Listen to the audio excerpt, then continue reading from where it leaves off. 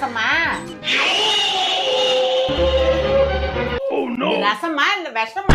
கல்யாணம் பண்ணி வந்து 3 வருஷம் ஆகுது, இன்னும் ரசம் கூட வைக்க தெரியல. ரசம் வைக்கிறா பாரு, கழுத சூச்சு மாதிரி. என்ன கழுத சூச்சு குடிச்சிருக்கீங்களா அத்தை? கழுத எட்டி உதைக்கலையா அத்தை?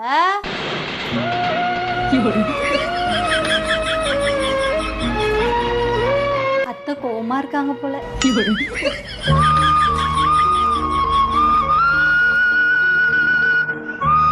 உனக்கு ஒண்ணு தெரியுமாடி, எங்க அத்தை கழுத சூச்சுலாம் குடிச்சிருக்காங்களாண்டி.